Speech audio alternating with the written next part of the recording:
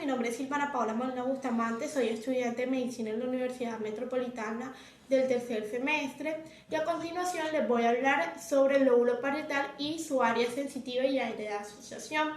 Bueno, en el lóbulo parietal también vamos a llamarlo, pues estas áreas también se va a llamar como corteza parietal o corteza sensorial. Recordemos que para el estudio del encéfalo o del cerebro, pues vamos a dividir este en 4 porciones que va a dividirse en lóbulos, ¿verdad? Entonces tenemos el lóbulo frontal, el temporal, el parietal y el occipital. Entonces, todo lo que tenga que ver con el lóbulo parietal, pues va a recibir, o más bien su función es recibir todas aquellas informaciones sensitivas que pues nosotros vamos a percibir, ya sea en el mundo exterior o en el ambiente donde nos vamos a rodear. Punto que hay que tener en cuenta van a ser las áreas de Brodmann, ¿verdad? Las áreas de Brodmann van a estar distribuidas en toda la corteza cerebral y para el tema del que vamos a tratar, del que voy a tratar, que es el lóbulo parietal, pues también se van a encontrar unas áreas de Brodmann que más adelante se los mencionaré. Entonces, estas áreas de Brodmann, por lo general, o sea, cada área es una región de la corteza cerebral definida en su base con su citoarquitectura. ¿Qué quiere decir citoarquitectura? Pues este es el estudio, pues la citoarquitectura de la corteza cerebral es el estudio de la disposición y de la estructura de los cuerpos neuronales de la sustancia gris, ¿verdad? Que vendría siendo la corteza del cerebro del encéfalo. Entonces, ¿qué ha permitido esto? ¿Qué ha permitido las áreas de Brodmann, la citoarquitectura? Ha permitido reconocer y caracterizar pues, las variables y los límites de cada área cortical específica. Entonces, por eso es importante conocer estos términos, estos conceptos, ya que son muy claves para el estudio de los lóbulos de las áreas de asociación en esta categoría, pues en esta rama de la anatomía que es la neuroanatomía. Entonces, retomando ya con nuestro tema principal, lo que viene siendo el lóbulo parietal, dividen el lóbulo parietal o la corteza parietal o sensorial en 4 partes, que viene siendo el área sensitiva primaria, el área sensitiva secundaria y las áreas de asociaciones, ya sea sensitivo o sensorial.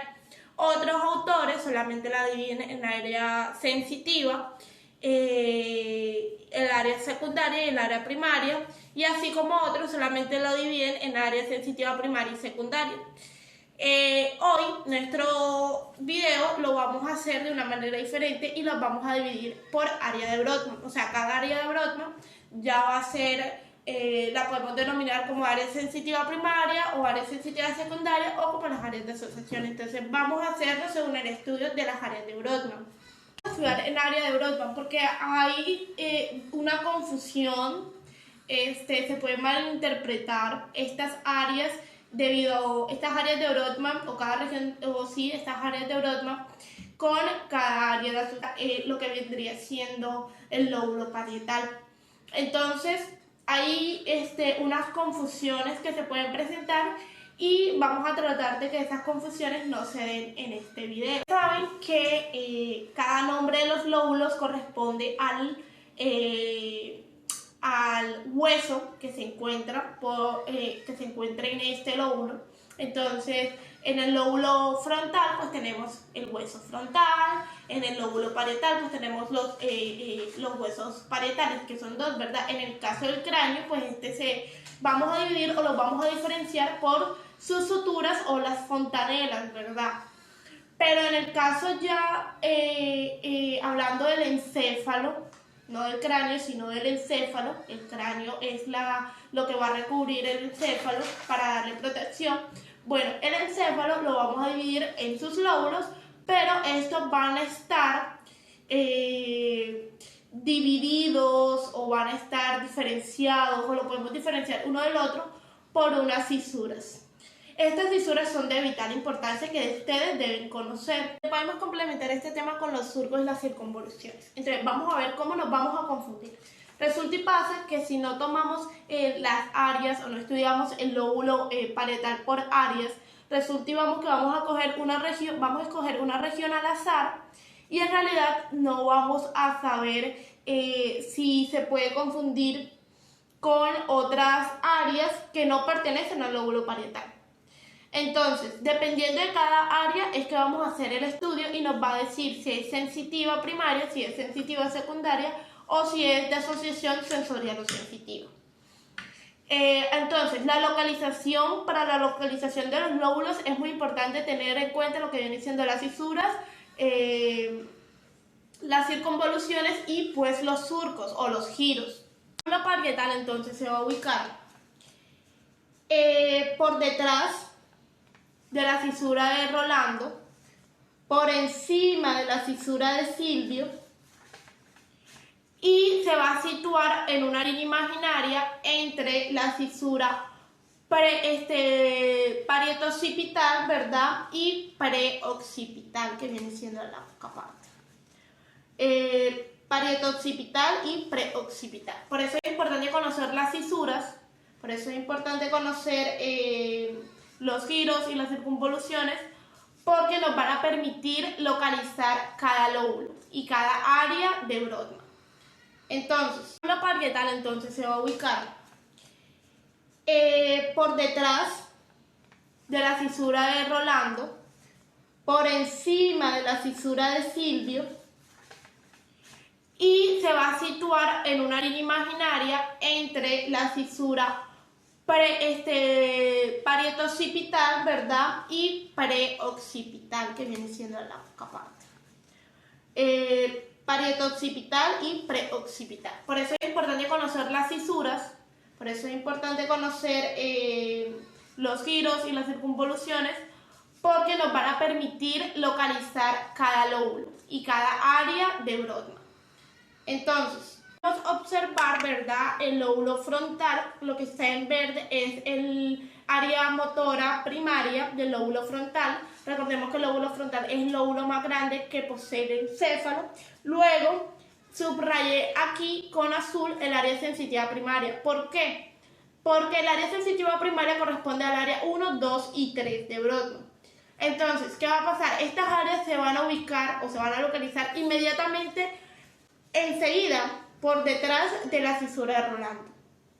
De comenzar a hablar con las áreas de Brodmann que hace parte de la área sensitiva primaria, antes de hablar con esos temas, quería también recordarles que en el lóbulo parietal vamos a encontrar también una fisura llamada fisura intraparietal, la cual va a dividir el lóbulo parietal en 3 circunvoluciones. ¿Cuáles son esas circunvoluciones? La circunvolución parietal superior, la circunvolución parietal inferior y la circunvolución parietal ascendente o posterorolándica.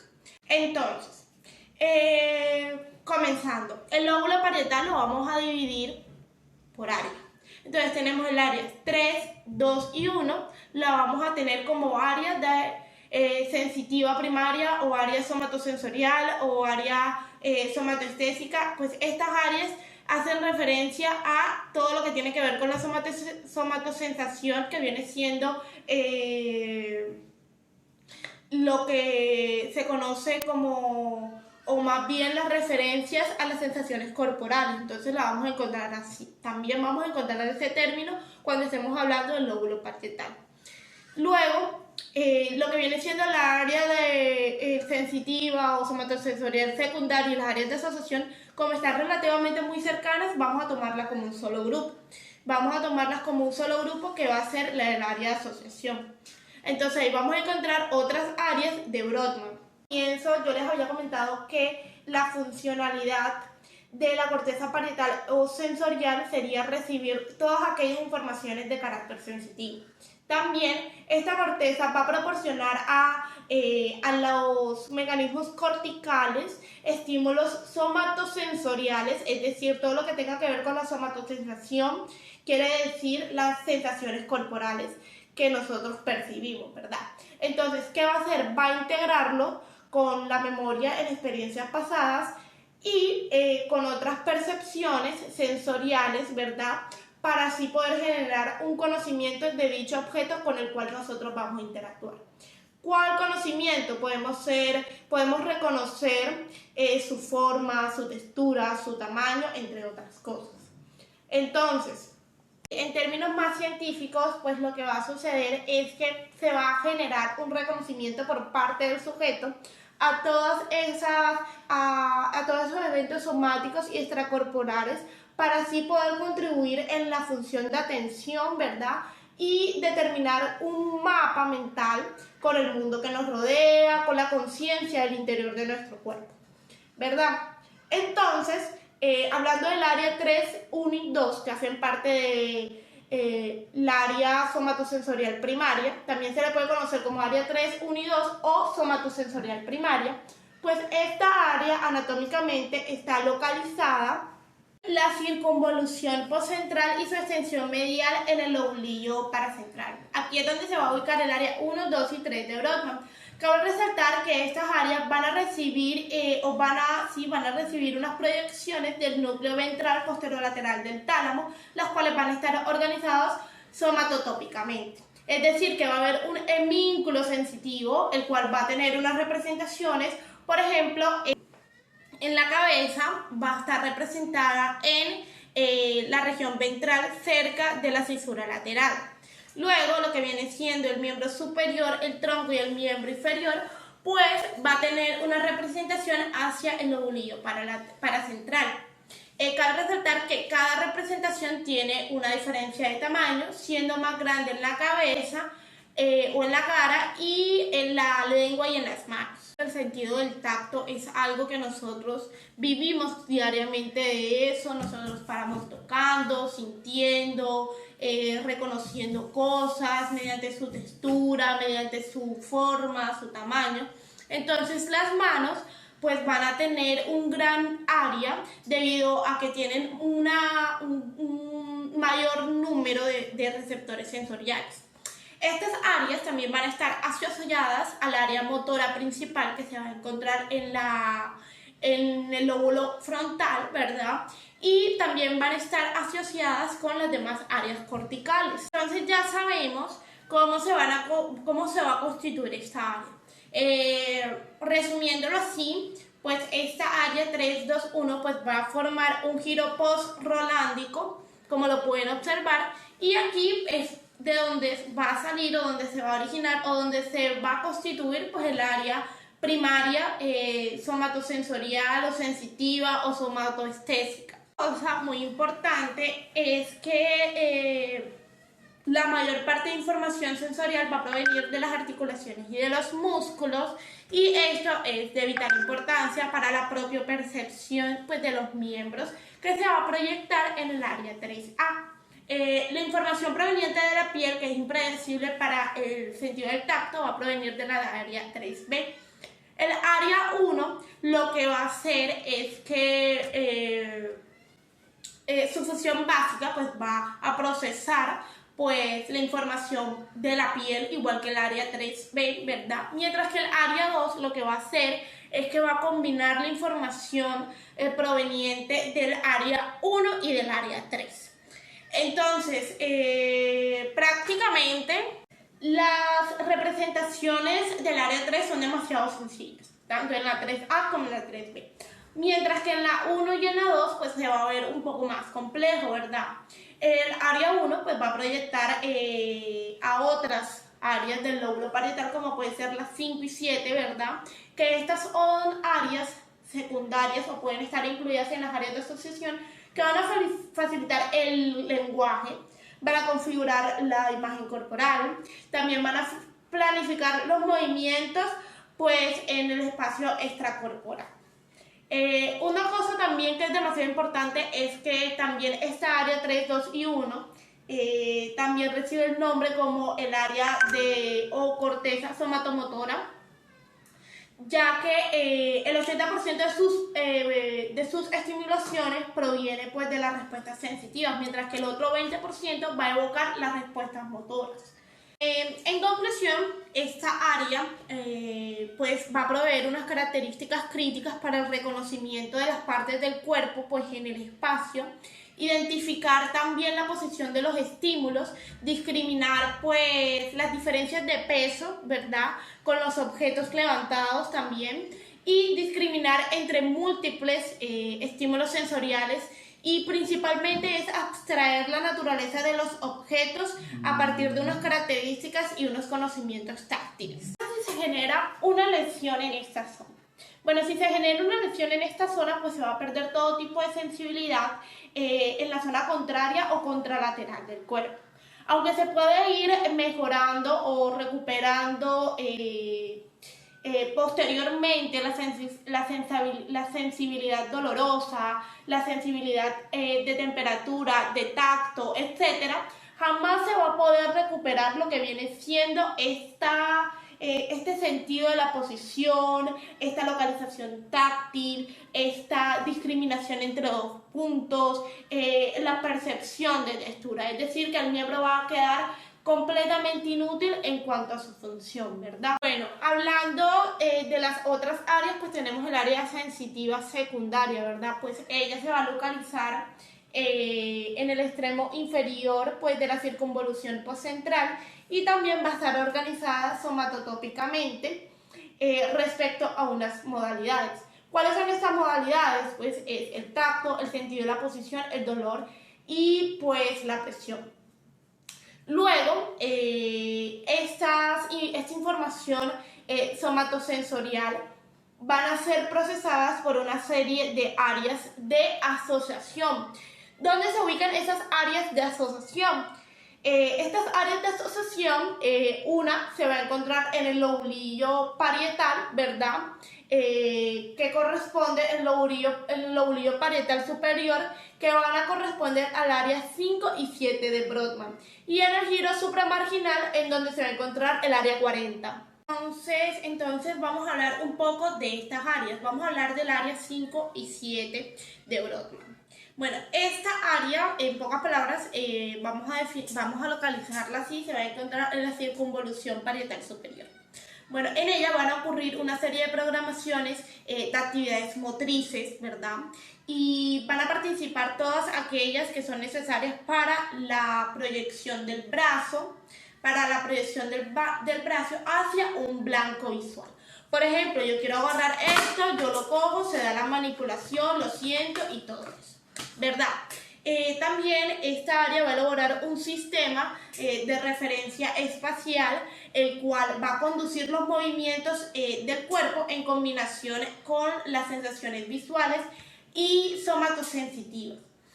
También participan en la elaboración del esquema corporal, que aquí le voy a mostrar el esquema de Penfield.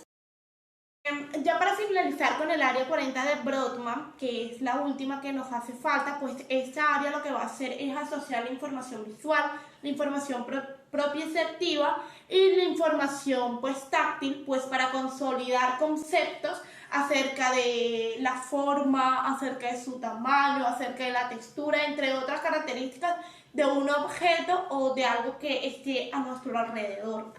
¿Qué pasa si se da una lesión en esta área? Bueno, si se da una lesión en esta área, en el área 40 de Brodmann, va a ocurrir una pérdida bilateral. ¿Qué quiere decir bilateral? Vamos a poner un ejemplo, saliendo del contexto. Bueno, vamos a colocar un ejemplo. Por ejemplo, yo tengo pérdida del oído, de un solo oído, eso sería una pérdida unilateral. Cuando tengo pérdida de la audición de los dos oídos, vendría siendo una pérdida bilateral. En los conceptos anatómicos de muchos libros, pues le salen todo este tipo de palabras, que unilateral, ipsilateral, bilateral, que son palabras que describen las patologías o las patologías de cada una de estas lesiones en las áreas de asociación. Bueno, ¿qué pasa si ocurre en el área 40? Realmente va a ocurrir una pérdida bilateral en los aspectos sutiles y finos de la sensibilidad. ¿Qué quiere decir eso? Que va a producir una asterognosia. Soy Silvana Molina y muchísimas gracias por su atención.